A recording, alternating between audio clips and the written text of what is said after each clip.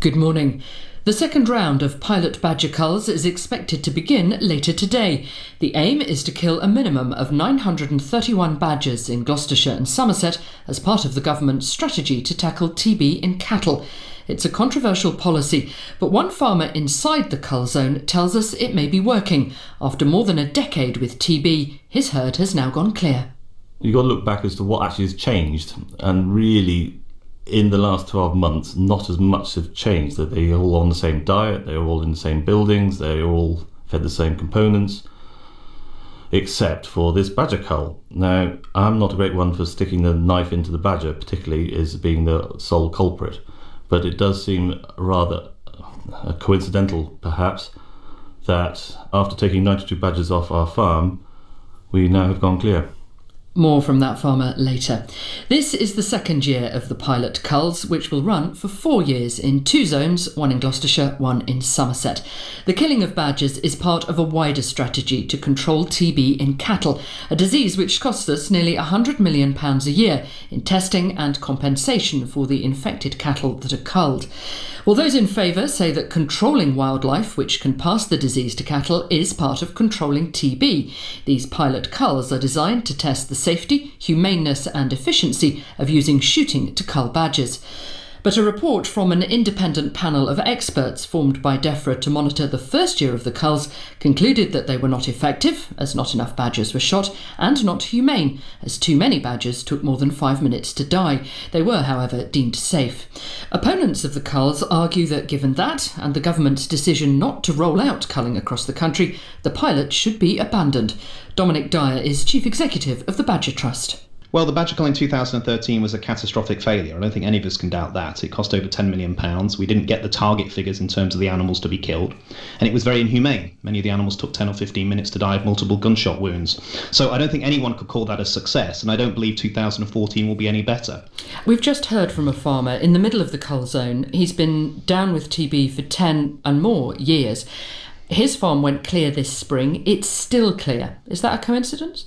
It's too early. There's no one in DEFRA or the Animal Health Veterinary Laboratory that would tell you that year of culling, the 1,850 animals killed, would actually be an indicator of the lowering the disease. It's going to take 5-6 years continual culling under controlled processes to actually prove as to whether it's working or not. It's also too early to say as to whether the vaccination of badgers in Wales is making any difference at the moment either.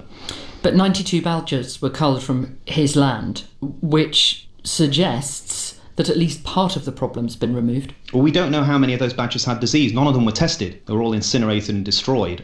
We did do post-mortems on about 140 of those animals. None of them have visible lesions to show they had late. If you look at the 3,000 animals, badgers that were taken in the vaccination processes we've been working on in Wales, none of them have had visible lesions. They were all returned to the wild after being vaccinated. So every indicator is showing us the level of disease in these badgers is extremely low. And yet this cull will go ahead. It's a 4-year programme. We're in year 2 of the pilot culls.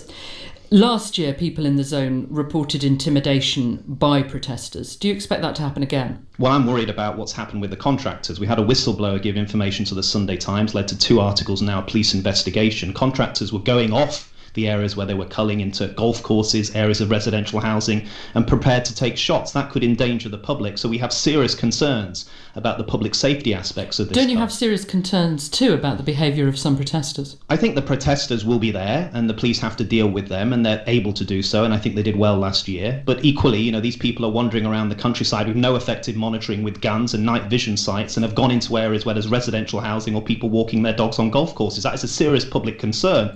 We've heard from people involved in the cull and farmers who live locally about intimidation, people in vehicles being rocked, being abused by people in balaclavas. Do you condone that? No, we don't. We support peaceful protest. We support the Wounded Badger Patrol movement that we helped establish, which I think is the best sign of caring, compassionate British society going out and actually displaying in a peaceful manner their opposition to this policy. But we don't, directly support direct action that will go beyond the law. No, we've made that very clear. Dominic Dyer from the Badger Trust. Fewer badgers will be culled this year. The target has fallen from more than 2,000 in Gloucestershire to 615, and in Somerset 316 must be killed to reach the 70% of the original badger population, which is needed for the cull to be effective. I asked the Farming Minister, George Eustace, why the figures have been revised. Well, I think you would expect there to be lower numbers in subsequent years. It's important to realise we always said that these were a 4-year cull. In the first year, you've obviously got the biggest task of all to reduce that badger population and aiming to reduce it by 70%. And then in subsequent years, it's really about holding the population in check. So it's not at all surprising that you'd have a lower target in years 2, 3 and 4 than you might in the first year. Now, cage trapping will again be used this year, which is surely an acknowledgement that the free shooting of badgers just doesn't work. Well, look, the reality is that last year we used both methods, and we needed to use both methods to get the population down. So we'll be using a combination again this year. And last year it was around half of those badgers that were removed were done so through cage trapping and around half through free shootings. Basically, the advice that we had from the IEP was that we needed to do more to improve the proficiency of the marksmen. So we've done a lot more training this year. We're making sure they've all got the right equipment and night vision equipment, for instance, so that they can carry out this cull more effectively. What about the lessons from Wales? They've seen a big reduction in TB, no culling. Well, I think it can be misleading. We've also had a reduction in TB in the UK, which is largely, I think, down so far to the cattle movement controls we've put in place. Wales also has cattle movement controls, and that's starting to have an impact there as well. You're going to have a badger vaccination scheme in the edge areas. What uptake are you expecting on that? Because in similar schemes in the past, it has not proved that popular. There's been a lot of enthusiasm. We've had people from the Badger Trust, the Wildlife Trust, National Trust are involved, and also the NFU and the CLA. And these local partnerships will be coming together, and we will make available funding for them. We will loan them traps free of charge. We will give them the vaccine that they need. And I think we can really start to make some progress. The Farming Minister, George Eustace there. Well, all this week we'll be reporting on the culls and also on the other measures government and farmers are taking to try to reduce the number of cattle with TB. The pilot culls are being paid for by farmers, supported by the National Farmers Union. Now, they have been wary of speaking to the media, but James, who farms in one of the cull zones, agreed to speak to Farming Today. We aren't using his full name or telling you where he lives for security reasons. His herd had been under TB restrictions for more than 10 years. Personally, it's a bit like putting a bit of a straitjacket on your business and yourself, because you've got to make a plan as to how to deal with the situation. Yes, after the 60 days, you obviously know the results of the test, but then you're still under the effects of the TB restrictions, which means you can't sell any cattle, you can't buy any cattle, you can't go to market, you can't attend market. So last year, the pilot badger cull took place on your land. How many badgers were taken from your land? Well, from our farm was 92. And that's from 500 acres, roughly? 5-acre farm, around about, yes. But then in spring this year, you went clear. Yes, we went through several tests of failure up to Christmas, and then January we lost 2 or 3, then March 1 or 2, but we did go clear, and then we had to hold our breath for the next 60 days, because obviously you're not released from TB restrictions until you've had 2 clear tests. Which you have now had? Which we had the final one in July, and yes, the herd was then released. Was that a surprise? It was a great surprise, yes it was. Because we usually test around between 600 and 700 cattle, and the likelihood of having all those cattle with no humps, bumps and any other bits and bobs seems more and more remote. And so, yes, it came as a surprise and a great relief. And what do you put it down to?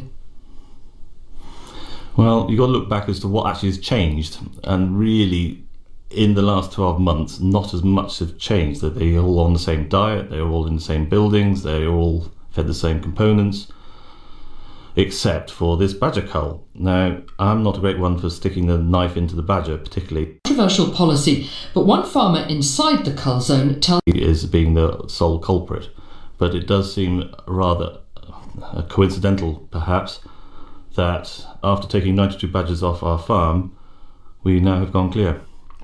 Although scientifically, the scientists will all say it's way too early to tell if the cull is working in this way or not. Well, I'm sure that's the case, but all I can say is what's happened to us. What has it been like being on a farm in the cull zone during such a controversial process?